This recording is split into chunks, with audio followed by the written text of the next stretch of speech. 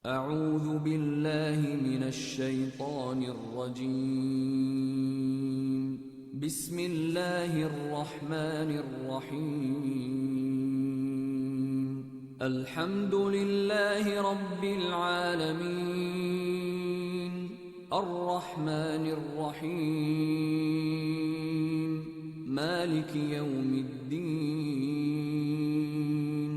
إياك نعبد وإياك نستعين. اهدنا الصراط المستقيم. صراط الذين أنعمت عليهم غير المغضوب عليهم ولا الضالين.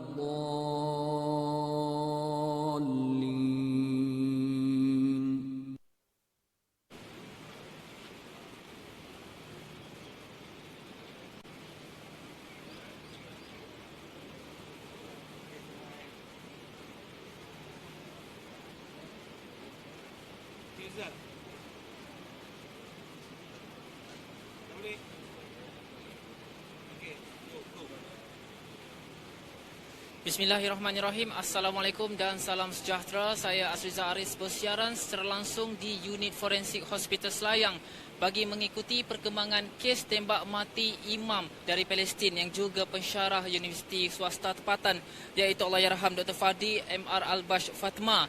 Dan kini pihak pengurusan dan juga ahli keluarga Allahyarham sedang menunggu abang kepada Allahyarham yang baru tiba dari Jerman untuk menjalankan proses untuk membawa jenazah Allahyarham Dr. Fadi pulang ke Palestin untuk dikebumikan di sana di atas permintaan keluarga. Dan kini jika kita dapat lihat suasana di perkarangan Unit Forensik Hospital Selayang, di mana ahli keluarga dan juga rakan-rakan saudara mara Allahyarham sedang berkumpul di hadapan pintu masuk unit forensik untuk bertemu dan juga memberi penghormatan terakhir kepada Allahyarham. Dan sebentar tadi sebaik saja pintu dibuka dan mereka berkumpul di sini dengan harapan untuk memasuk dalam bilik berkenaan untuk memberi penghormatan terakhir. Dan sementara itu saya juga ingin memaklumkan bahawa kenyataan media asing yang mendakwa Dr. Fadi ialah pakar pembuat roket dan juga drone adalah tidak benar sama sekali, meskipun pembunuhan Dr. Fadi dipercayai didalangi oleh agensi perkhidmatan rahsia Israel iaitu ejen Mossad, seperti dikatakan Ketua Jihad Islam Palestin iaitu Khalid Al-Batash. Mungkin kita boleh lihat suasana di perkarangan pintu masuk unit forensik Hospital Selayang di sini. Terdapat juga ahli keluarga, sanak saudara, rakan-rakan dan juga anak buah ataupun pelajar Allahyarham sendiri yang mengajar di sebuah universiti swasta tempatan di ibu negara. Mungkin saya boleh ulas semula kejadian kira-kira jam 6 pagi semalam. Dr. Fadi yang juga seorang pensyarah universiti swasta tempatan ditembak mati ketika berjalan ke surau di kondominium di setapak untuk menunaikan solat subuh. Siasatan awal mendapati 2 suspek yang menaiki motosikal melepaskan lebih 10 das tembakan. Dan pemeriksaan juga mendapati terdapat 4 kesan tembakan terkena pada badan dan juga kepala mangsa.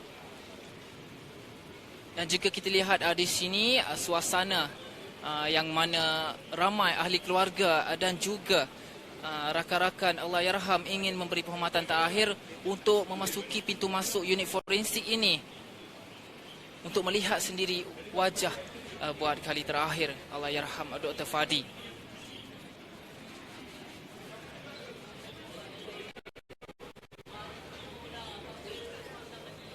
Dan mungkin juga abang kepada Allahyarham mungkin akan tiba dalam beberapa detik sahaja lagi, kerana pintu masuk unit forensik ini sudah dibuka. Baru sahaja ada kira-kira tidak kurang 10 minit tadi. Dan ramai yang berkumpul di sini untuk memberi penghormatan terakhir, termasuk pelajar-pelajar Allahyarham sendiri.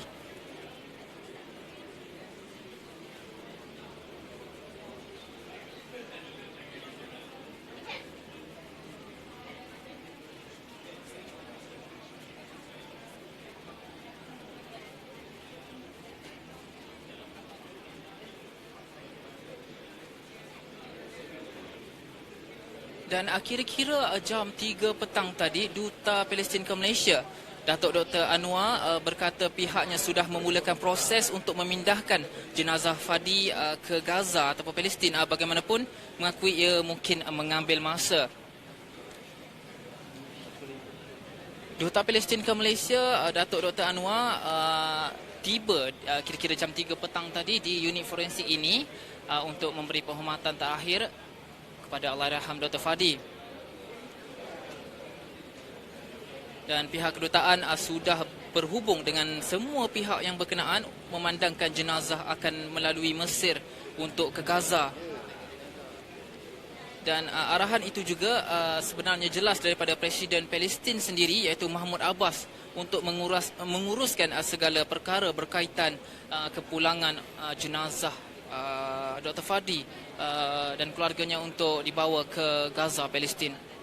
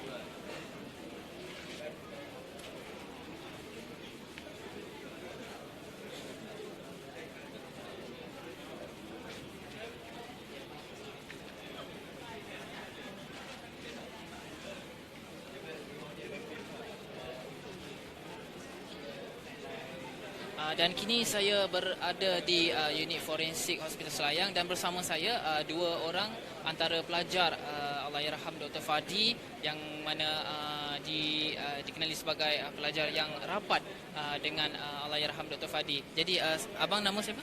Izzuddin. Izzuddin. Lokman. Lokman. Jadi saya tanya abang dululah. Bagaimana peribadi dan juga karakter Dr. Fadi semasa belajar? Mungkin boleh cerita sikit. Dr. Fadi seorang yang sangat encouraging dan sangat selalu support student dia lah. Kalau kita macam down ke, kita macam perlukan bantuan dalam electrical lah, mostly dia akan bantu kita, guide kita dan akan sentiasa beri kita dorongan untuk bergerak lah. Itulah. Jadi pemergian dia ni adalah satu kehilangan yang besar satu kehilangan besar untuk universiti, untuk student-student yang dia telah bimbing. Walaupun dia dengan kita sudah hampir 3 tahun, memang dia banyaklah bantu dari segi ilmu pengetahuan yang dia ada, sebab dia memang seorang yang lecturer yang kategori yang cemerlang lah dalam department kita orang. Jadi saya nak tanya kepada abang pula, mungkin apa perasaan bila dapat tahu ia adalah satu pembunuhan? kepada Dr. Fadi, dan adakah selama ni dia mungkin ada musuh ataupun ini satu benda yang tidak dijangka, terkejut untuk buat semua pelajar?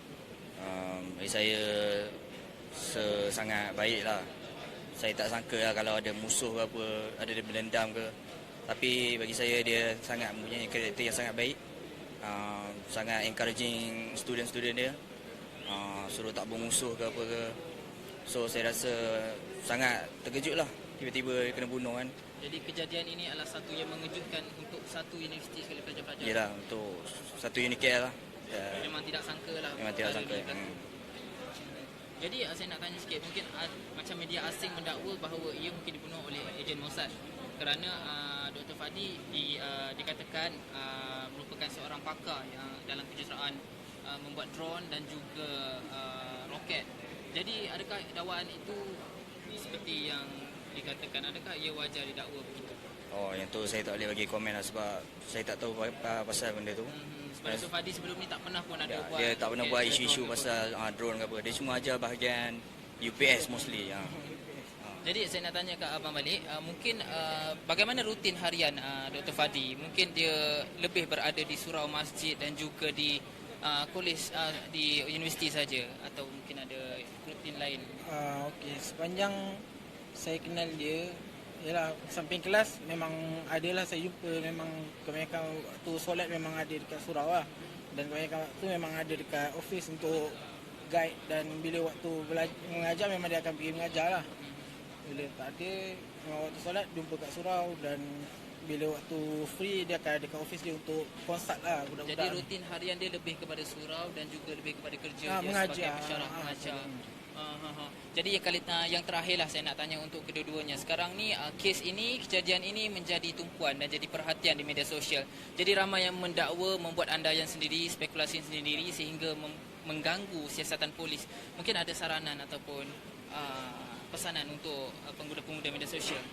Okey, bagi saya, setiap apa yang dilalui oleh orang yang rapat dengan dia, orang yang family dia adalah perlu dihormatilah daripada pihak-pihak yang hanya mendengar cerita.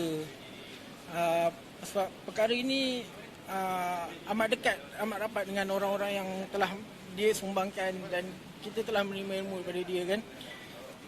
So saya harap pihak luar tu tidak perlulah untuk menokok tambah, membuat spekulasi yang tiada asas untuk menuduh segala perkara begini.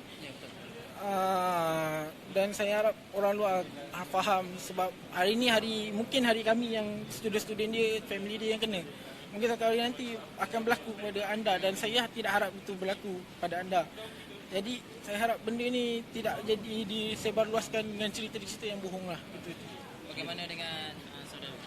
Bagi saya senang je. Sekarang kita bagi pihak yang bertanggungjawab je buat siasatan, dan tak ada idea-idea yang boleh mencetuskan apa-apa spekulasi yang tak betul yang boleh mengganggu siasatan lah. Itu je. Okay. Terima kasih atas kerana sudi. Jadi takziah saya ucapkan. Baiklah, pada jam 3.30 petang tadi, Ketua Polis Negara Tan Sri Muhammad Afuzi Harun membuat satu sidang media khas berkenaan dengan kes tembak mati Imam Palestin Dr. Fadi MR Al-Bash, dan juga menyatakan bahawa polis sedang mengesan seorang individu yang sedang menyebarkan satu dakwaan yang tidak benar berkenaan dengan polis tiba lambat di lokasi kejadian, sedangkan polis sudah tiba pada 10 minit selepas kejadian berlaku. Dan polis juga menegaskan bahawa pengguna media sosial supaya tidak membuat spekulasi dan andaian sendiri, supaya tidak mengganggu siasatan yang sedang dijalankan oleh polis. Jadi setakat ini mungkin ini saja yang boleh saya kongsikan di unit forensik Hospital Selayang. Saya Asriza Aris melaporkan untuk NSTP.